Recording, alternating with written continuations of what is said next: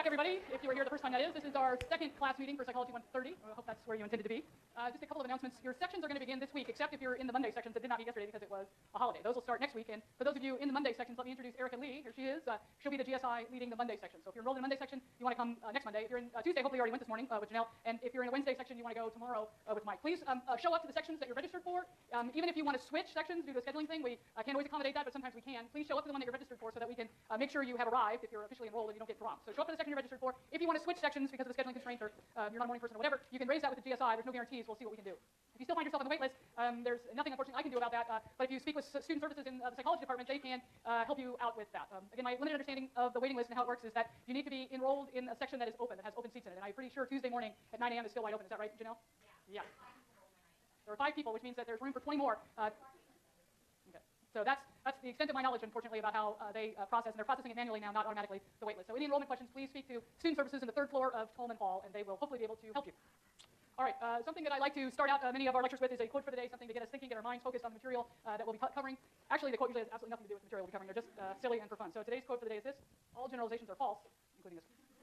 Now, today, what I'd like to do is talk with you a bit about stigma. It's an important topic in mental illness. Mental illness is among the most stigmatized conditions in the United States, really in the world today. There are plenty of other underrepresented groups of people that are stigmatized against, but people with mental illness are particularly amenable, or I shouldn't say amenable, they're particularly victimized by stigma. So I want to talk a little bit about that. And then I just want to hit some high points of history, the history of our field of psychopathology, of the study of mental illness, show you a short video, and then we'll be done. So let's take a look at stigma. So the book has a figure that looks an awful lot like what I'm going to show you that talks about the 4 defining characteristics of stigma.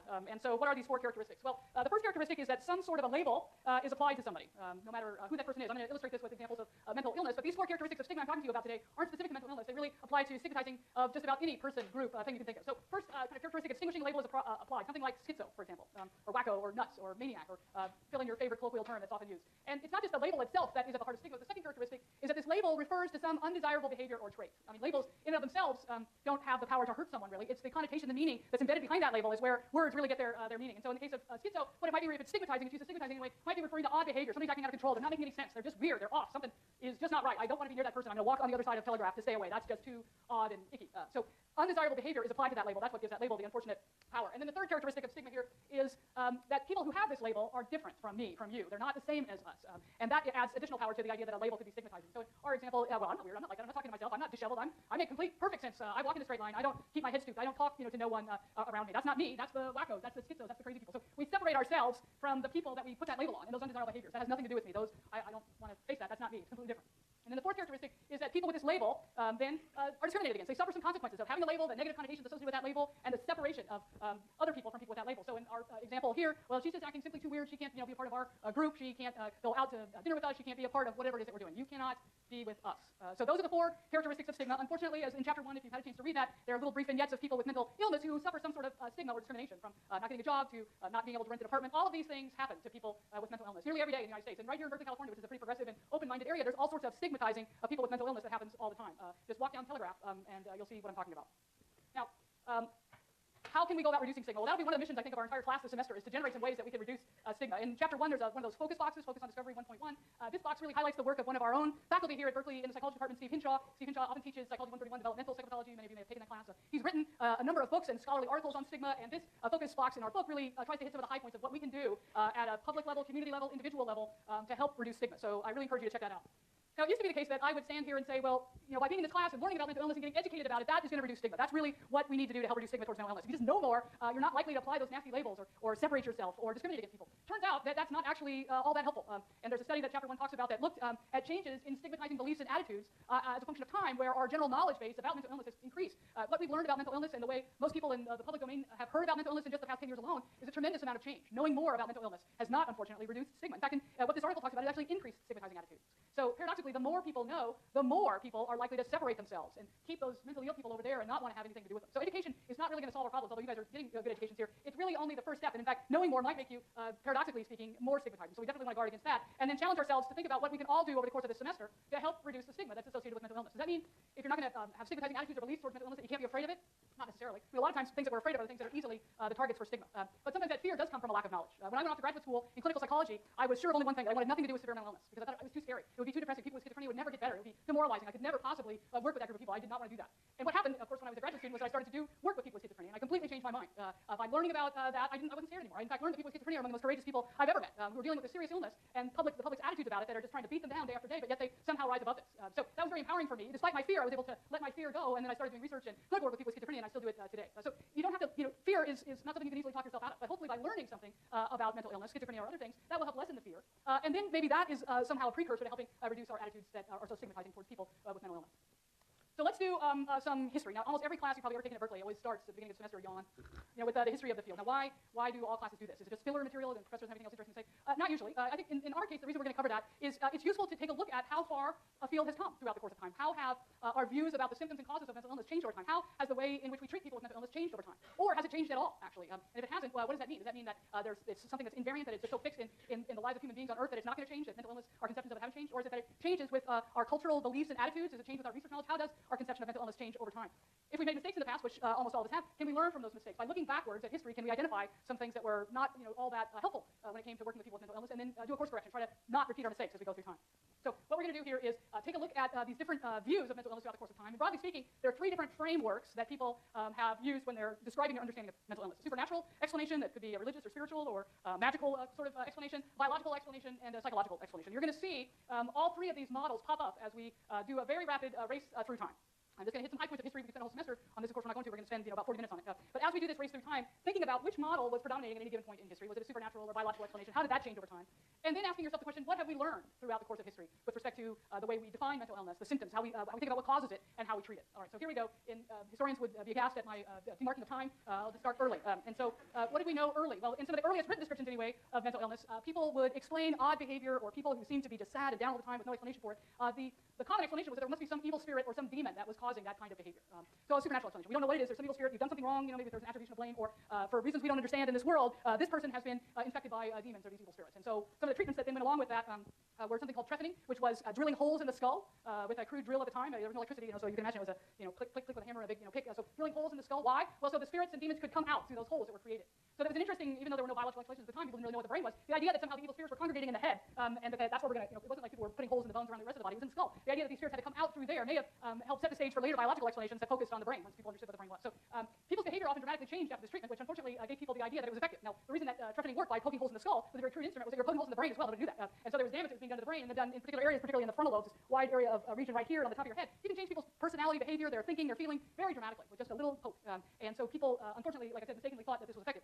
Also, unfortunately, it sometimes killed people. One poke in the wrong area, and then people might die. Other kinds of treatments that were used were bleeding, the idea that the spirits had to come out through the blood, so people would start putting leeches on people to get blood to come out, or start bleeding people, like literally making them bleed, the idea that the spirits would come out through the blood. Also not a very effective and sometimes fatal treatment. So Hippocrates actually had one of the earliest biological explanations, and anybody here is starting to go to medical school, when you do, you become a physician and you take the Hippocratic Oath. Hippocrates is considered the father of modern medicine, if you can believe that 4 BC is modern, but he had really set the stage for the study of medicine, and he had a model or theory about what might be causing mental illness as well, which was an imbalance of the 4 humors, blood, phlegm, black bile, yellow bile. If those things, those are the 4 key humors in his model, and if those got out of whack, you might end up with something that we would today consider to be a mental illness. So he was one of the earliest people to talk about the role of biology in the body, and one of the things that Hippocrates did also was he didn't make a separation between mental illness and physical illness. They had the origins of causes in the body, not necessarily the brain, but in the body. There was no distinction. So physical, mental illnesses, the causes were different, but yet they were all located in the body. Hippocrates was ignored then later in the Dark Ages, and for a huge period of time. We just continue to jump through history hundreds and hundreds of years now, where the thinking switched. And here the idea was that people who were showing today what we consider to be symptoms of mental illness, humors, the body, no, there was something wrong with them. They were possessed by some sort of a spirit again. Now, Christian thinking was predominating here, so often explanations now had to do specifically with Satan, not any old demon, but at least in Western cultures, it was Satan that was causing these symptoms, and that there needed to be prayer. There needed to be sometimes a lot of prayer, separation from family, so that other people wouldn't be so possessed by the devil. And there was also the idea that people may have been witches. There was a whole period of time where people were hunted down and accused of being witches, and then they were not treated very well at all. Oftentimes killed, burned at the stake. Not a good thing if you were called a witch. There was a book that was called the Malleus Maleficarum, that stands for the Witch's Hammer, that was a manual of all the signs and symptoms and characteristics that witches should display. So if you were looking askance at your neighbor, wondering, is she or is she not a witch, you could refer to this book and see, well, she's showing those things. Now, interestingly, historians who've looked at that book, some of the things that were listed in that book were the signs and symptoms of what today we consider to be mental illness. So people hearing voices, for example, or hallucinations, or having delusional beliefs. Those are things that today we consider to be symptoms of schizophrenia and other disorders, but they were then considered to be surefire signs that someone was a witch. And so rather than getting any treatment, then that person was deemed a witch, and then it was really all bad from there. So if we keep jumping, fast-forwarding through time here, there was an interesting period, the 1300s and the 1400s, where there were things called lunacy trials that were taking place. So everybody's probably heard the term lunatic. What does a lunatic mean? Yeah, anybody? Shout it out. What? So something having to do with the moon. Okay, you're saying. What else is a kind of our colloquial term for lunatic? So here he's describing a whole theory of why the moon, what would it cause people to do? Cause them to act out. Okay, what were you going to say? A lunatic's like a crazy person. What were you going to say back there, someone?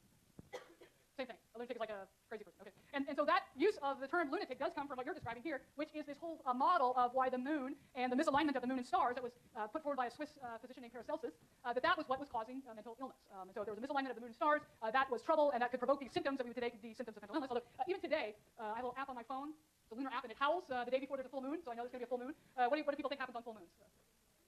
Weird. What else? What happens?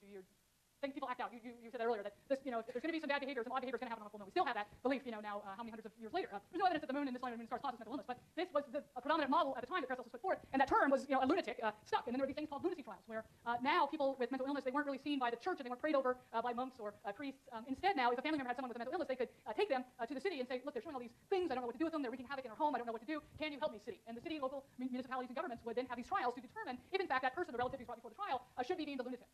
And if so, then the city, the state, the country, whatever, would take responsibility for that person if they were deemed a lunatic. And if their historians have looked back at some of the transcripts that were kept from these early lunacy trials, and interestingly, looking through those transcripts, we see things about what might have caused some of at least what shows up in the transcripts, the purported causes for the mental illnesses that people were seeing at the time. What were the causes of lunacy? And there's a table in chapter 1 of the book that goes through some of those causes. But boiled down to a nutshell, there are really two kinds of causes: some sort of psychological event, some sort of traumatic event, or some sort of biological event, some sort of insult. He fell, as a baby, hit his head, or fell down the stairs, or had a horribly high fever as a baby, and had seizure after seizure after seizure. So there's an interesting description of all the causes that were listed in these lunacy trials. And then the city, the state, the county, the whatever, would take over, and they would be responsible for caring for this person. The family no longer had to care for that person. So then what would happen to them? Well, then they would go into asylums. Now, what is the dictionary definition of the word asylum? Anybody, before you look it up on Wikipedia, just tell me what you think it means. To go away? What else? When you seek asylum, you seek a safe haven. Okay, so it's going somewhere and safety.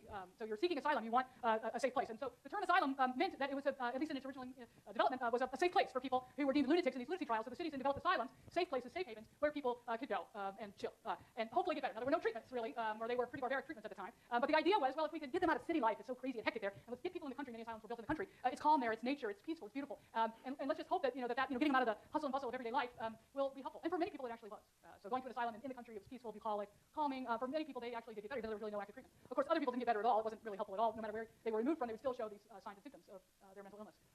Unfortunately, they started out to be really well, but then they quickly, cities, municipalities became overcrowded with people coming for these lunacy trials. They couldn't build asylums fast enough and big enough. They quickly became overcrowded and chaotic and hectic, pretty much the opposite of what an asylum ought to be. They were horrific, dark, dank, terrible places for people to go. Not therapeutic in any way. No more was the safe haven was out the window. It was too crowded. People were jammed. They were warehoused in, super close, side by side. And if that wasn't bad enough, then at least in Great Britain and some other places, asylums became kind of a destination for fun for the aristocracy at the time, for wealthy people. Let's go down to the asylum and look at the less fortunate among us. And people would parade through these asylums laughing at people that were sitting, in their own urine, or people who'd been handcuffed to a stairrail. And there's some paintings from the time that are in the book to kind of illustrate this. So this was sport. It was good fun to go and walk through these places. And one of the hospitals in England that was particularly entertaining to those people at the time was St. Mary's of Bethlehem. And the Cockney pronunciation of Bethlehem was Bedlam. What does the word Bedlam mean? Chaos. Exactly, it was. And so our modern use of the word bedlam, I don't know if many people use that word anymore, but it does mean chaos, and it came directly from these asylums. It started as a good idea and then quickly went bad. Now, fortunately, there were some people that saw that a good idea had gone bad. Philippe Pinel in the United States, Dorothea Dix, recognized that something must change. The asylum model is not working. There are warehouses, they're crowded, they're disgusting. People are not getting better, they're not entertainment. These are people who have mental illness, and we don't know what to do with them. We don't know how to treat them, but for God's sake, we can reduce the overcrowding. We can treat people like human beings. Humane treatment for people with mental illness is what people like Pinel and Dorothea Dix. Dorothea Dix founded Friends Hospital in Philadelphia. Anybody from Philadelphia? There's another guy, Charles Butler, who created a hospital called Butler Hospital in Providence, Rhode Island. Anybody? Rhode Island. These hospitals are still open and working today. So they were trying to take the concept of asylum and fix it back to smaller, not overcrowded, and first and foremost recognizing that the people who come here are people. We don't have a lot to offer them in treatment, but for we can at least treat them with the respect and dignity that human beings deserve. Not laugh at them or chain them or let them go without food or fight with one another. So the humane treatment model took hold. Reform happened in asylums. Unfortunately, again, what started out as a good idea